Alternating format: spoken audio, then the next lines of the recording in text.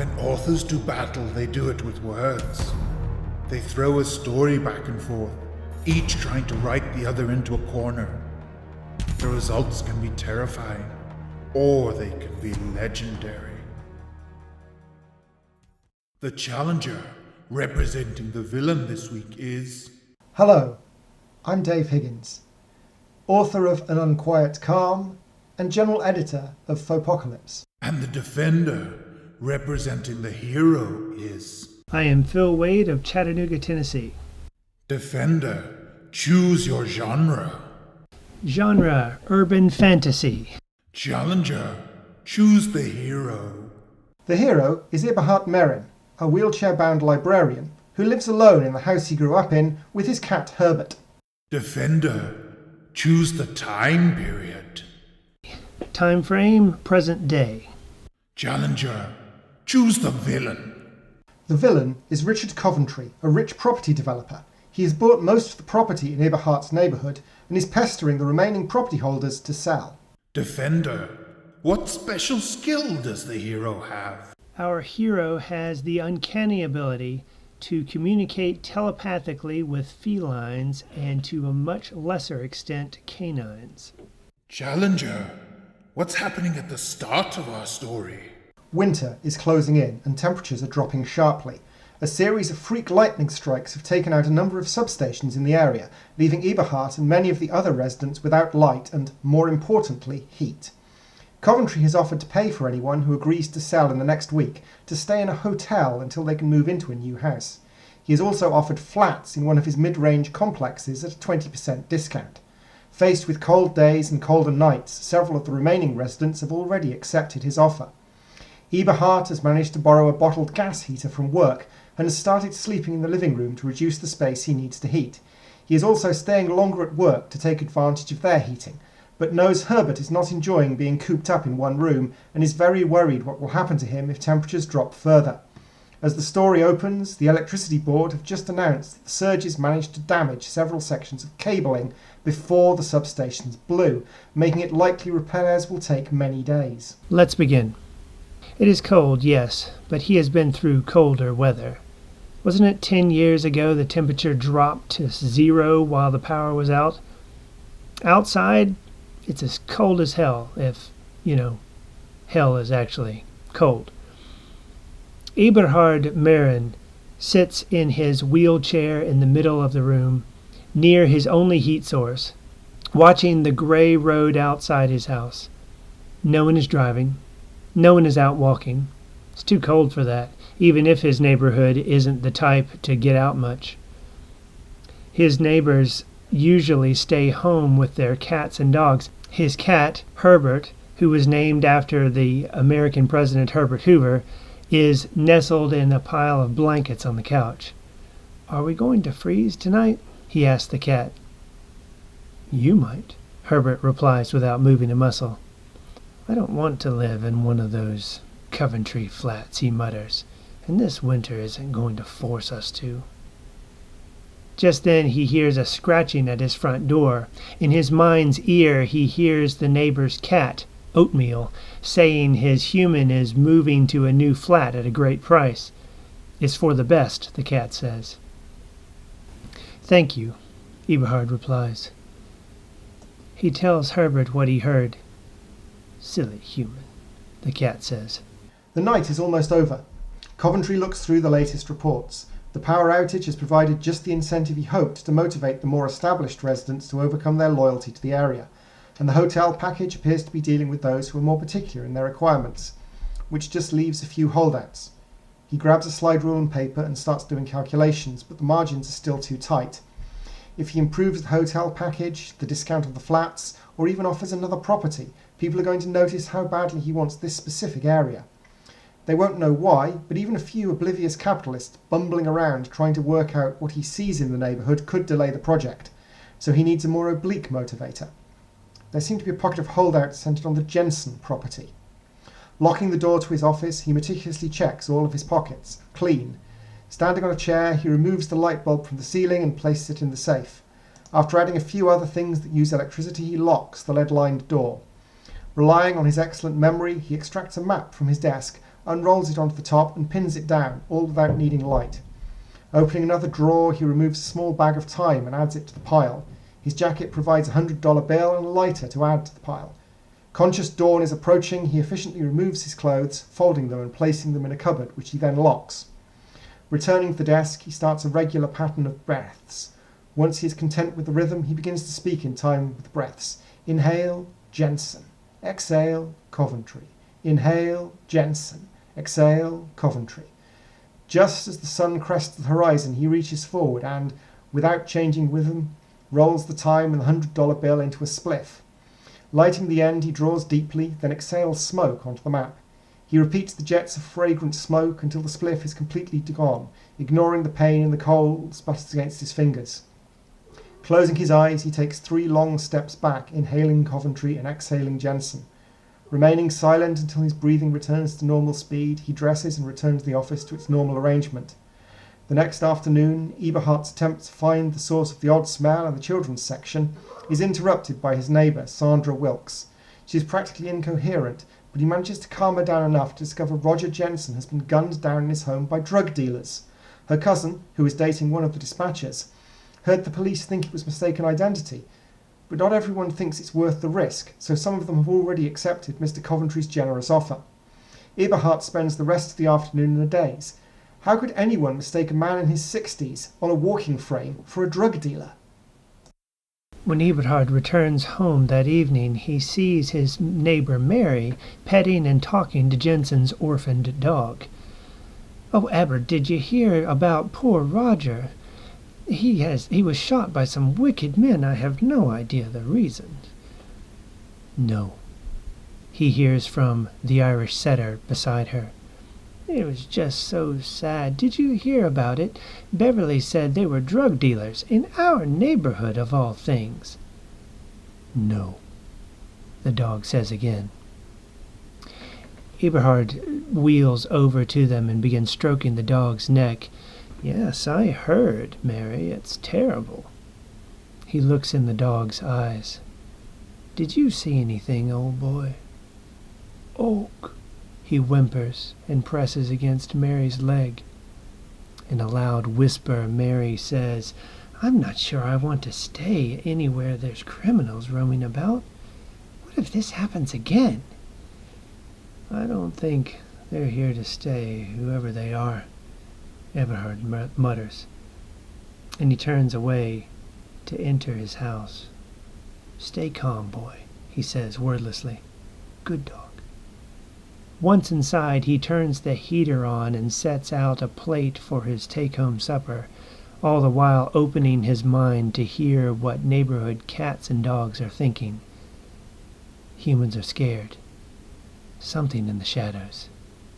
Odd sounds last night. Hold me. It's cold. What's to eat? Oak. Coventry closes his afternoon paper and smiles.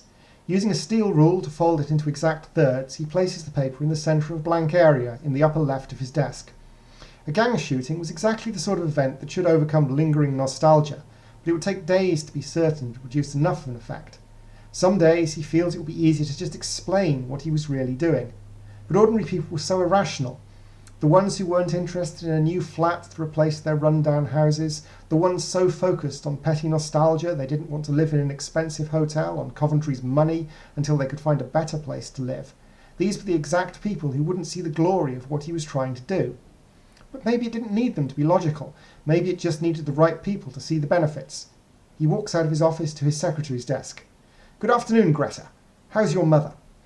"Very well, thank you, Mr. Coventry. She still can't believe you offered to cover all the expenses." Coventry winks. "If you're distracted, then I get distracted. So it's really a business expense. Although I expect the tax man would disagree. Can you see if the mayor has a moment for me later today? His office will be fine." "Certainly, Mr. Coventry." 3 minutes later, he is on his way to the mayor's office. Leaping from his car, he strides past a startled-looking guard with a cheery wave, leaving Greta to handle explanations. A model of efficiency, she glides after him, promising the guard she will make sure he puts the visitor's pass on straight away. Continuing his deliberately forceful progress, Coventry breezes past both the slightly annoyed-looking man pacing in front of the mayor's assistant and the assistant themselves and lets himself into the mayor's office. Somehow neither of them think to stop him or even comment until he is gone.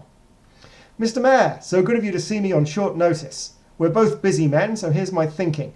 The escalation in gang violence won't go down well in the elections, and it isn't good for selling houses either. So I agree to put in more street lighting as part of the developments. Sound good?" The mayor wasn't born yesterday, but appearing to be on top of the problem the same day it happens is political gold, so he nods carefully.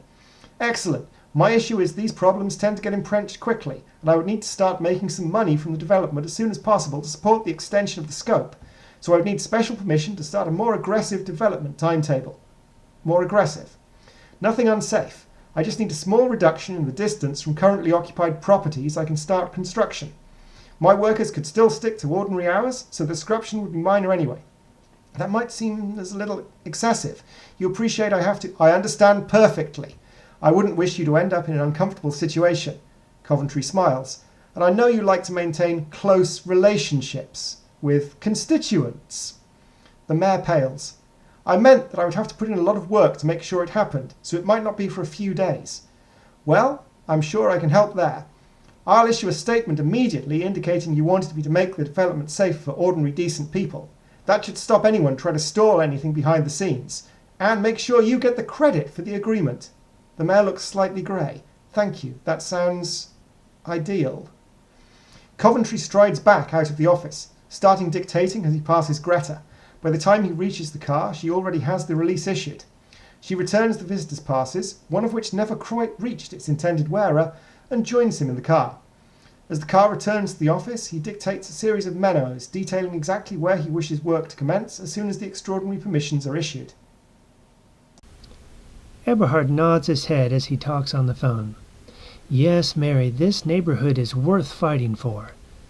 We can't afford to move out. Everyone who's still here owns their homes. We don't want to pay rent again. So will you sign the petition?" "Good. Tell Joe and anyone else you meet. Let's stick together on this." He hangs up the phone as Herbert walks in. "Where were you last night? Have you been out in the cold all this time?" "Something's afoot," Herbert says. "There's talk of flight and fight." "I talked to Jensen's dog yesterday. Buddy's his name, isn't it? I couldn't understand more than a word. I'm bad with dogs, but he said oak. Do you know what that means?" "A word dogs use for evil spirits. I heard something like it from others, but Buddy alone saw Jensen die. Perhaps he saw more. Dogs can, you know." "But there were people involved, weren't there? He wasn't killed by a demon or a ghost." Herbert says nothing. "If we needed to pull together a team of dogs to guard us, do you think we have enough who would be willing to help?" Herbert purrs. "If cats are in command, we will have as many animals as we need." "Their petition seems to be gathering momentum," says Greta, laying a perfectly smooth copy of the local newspaper on the bottom right of Coventry's desk. "Do we know who started it?" "Not definitively. However, the article refers to a copy being at the library, so I called in there while you were visiting the north site. The first signature on the top sheet is Eberhard Merin. I also used their printer and photocopier. The petition has the ink irregularities of both. Excellent initiative, Greta. Are there any messages?" "The mayor called for a meeting. I told him you would be unavailable." Coventry nods sharply. "Good. Find me the correspondence file for Mr. Merin." After review of the file to ensure his recollection is flawed, it is not, Coventry locks himself in his office. They've already offered to refit a ground floor flat to accommodate a wheelchair at no cost, so this is more than the concern about being self-reliant. A donation to the library? No, too obvious. What else would influence him? Too early in the day for an effective divination of his motives. Lacking inspiration for the moment, Coventry turns to the site reports for the areas where his crew have already been able to start work. The north site contains nothing of use, but one of the others might. He returns to the foreman's report from the northwest. A surprising level of thick clay. Natural, or one of the defences his ancestors put in place? Placing the report perfectly in the centre of the desk, he places his hands either side of the footwell. He feels pressure starting to build on the nape of his neck. Maintaining a level voice, he begins to recite nursery rhymes. After a couple of minutes, the pressure folds otherwhere. He presses up with both thumbs and pulls, sliding open a narrow hidden drawer. Extracting an ancient map, he rechecks the measurements. His grandfather had calculated the burial site as Cairn Street, right in the middle of the area, and the name of the street was evidence of potential resonance. However, the map only showed contours from when the area was still open ground, so wasn't accurate. Comparing the map from his collection of historical utilities maps, Coventry confirmed that his grandfather's measurements were taken while the water pipes were still lead. The combination of plutonian metal and flow could have been sufficient to transfer the leaking energies, making the resonance appear to be centred elsewhere. This would have been so much easier if his great-great-grandfather hadn't mistaken the rituals performed to ensure it stayed buried for demonolatry and tried to burn everything. Assuming his grandfather had missed the effect of the pipes, the actual site would be further to the north, which fitted with the edge of the clay bed, adjusting for the degradation of the original ritual somewhere in that area. He studied the properties in the new area, mostly already empty. Maybe he didn't need to demolish the whole area. He changes his suit for workman's attire, places some small packages of magical supplies into a bag, and covers them with tools. Time for a survey of the properties he owns.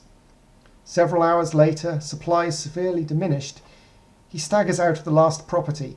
Each ritual had provided only a mediocre response. The clay was much wider than it should be, or was just clay. Either way, the burial site was to the south of here, almost directly beneath Merrin's house. Even more worryingly, the ritual had revealed other patterns, subtle, non-random patterns underlying the movement of animals in the area. There wasn't enough evidence to determine a cause, so it could be something else. However, the fragments that had survived from the burial said that it could spread its mind through many things at once, so it might be starting to reinfect the area through the smallest of creatures. For a moment, he considers just taking direct action. He could boost the charm on his reflective jacket, make everyone not see him instead of just ignore him. Another death, or even the death of everyone nearby, was insignificant next to it breaking free. If it was under Merrin's house, it might even be an act of mercy. Almost immediately he realises it's just exhaustion talking. Rushing in would not solve the problem. Trying to arrange the bag in a more comfortable position, he starts walking home. With a hot meal inside him, he feels much better. An inspiration strikes. He doesn't need to kill Merrin, just discredit him. He returns to his office and prepares for another ritual. Carefully unfolding the paper, he cuts out the story about the petition with a sharp knife. It's unfortunate it doesn't mention Merrin by name, but there is enough to plant a connection with the petition. The story on the continuing investigation into the shooting of Roger Jensen joins the pile. It still needs... Of course! Coventry quickly walks out to Greta's empty desk. As he hoped, she has left her book on business management in the top drawer. He takes it back into his office and relocks the door. Taking a fine-nibbed pen, he carefully crosses through half the mentions of Jensen in the article and writes in Merrin. Picking up the two articles, he holds one either side in each hand and gently twists until they are spun into a long, single rope. Next, he takes a small bag of time and tucks it into the book he borrowed from Greta. Wrapping the rope of newspaper around the book, he eases the ends together until there is enough to knot them. Now for the tricky bit. Millimetre by millimetre, he slides the book out of the loop. Barely avoiding a gasp of pleasure when it slips free, he removes the time and places it in one pocket. Now to wait. Calling on long years of practice, he remains focused on his goal until dawn comes. Picking up the book and loop, he returns to the outer office. The book goes back in Greta's desk, the loop goes into Merrin's file. An hour later, an intern, trying to earn brownie points with a deep background check on the development, notices Jensen and Merrin both had mobility problems, and one lives on Cairn Street, the other on Cairn Row.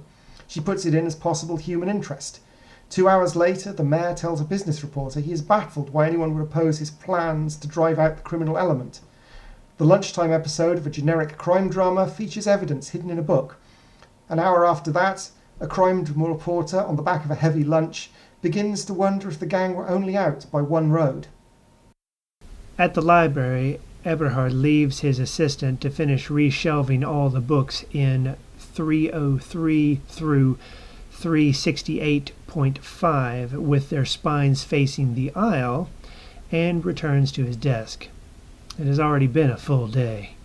He pulls up the digital archive and continues scanning for historic information about his neighborhood. Maybe something of historic significance could be discovered to stop Coventry from taking his house. On the other hand, maybe something in these files will explain his aggressive desire for the land. He has found nothing so far, except that Carn Street had a nasty reputation 200 years ago for being the first place police looked when hunting a missing person. Many bodies were found in the area, one confirmed ritual sacrifice. Out of the corner of his eye, he sees someone approach his desk. "Pardon me, are you Eberhard Marin?" asks a pleasant-looking clergyman. "Yes, may I help you?" "Oh, good. I hope to find you here. I am Reverend John Knox of Christ Church in Barrymore." "John Knox," Eberhard remarks. "I hope you aren't trying to spark another Reformation." He laughs. No, not unless the Lord would have it." He nods his head while Eberhard looks about to see if anyone else heard that. "I know your friend Mary quite well," John continues. "She was telling me about the situation in your neighborhood. She thinks highly of you, you know. I wanted to ask you whether you needed anything to keep warm while the power is still out, and if you don't mind it, whether I could pray for you in your effort to keep your home." Having not heard a sermon in 30 years, or a prayer of any kind for about that long, Eberhard sits silently for a moment. "I would be happy to do it now," John says, "but I'd like to come by your home this evening to say a sort of vespers over your efforts. I have found that being on the spot when praying for help in conflicts like this can be important." "Conflicts like this?" Eberhard asks. John nods. "Even in business deals, the parties involved on paper may not be all the parties involved." Eberhard pauses again. Yes. Come over," he mutters. That evening, before John and Mary arrive, Eberhard watches the neighborhood out his back door. Many more dogs than ever before walk or run by, some with their owners, none of them aimlessly wandering. They move with an odd purpose. The German shepherds look like soldiers, the hounds like they're tracking. An Irish setter sits, watching every movement. "I don't see any cats about, Herbert." "No, they won't let you either." Coventry folds his paper carefully and places it on the desk. Without actual drugs there to be found, the rumours remain rumours, but enough coincidences and possibilities exist to support continued investigation by the more salacious type of media.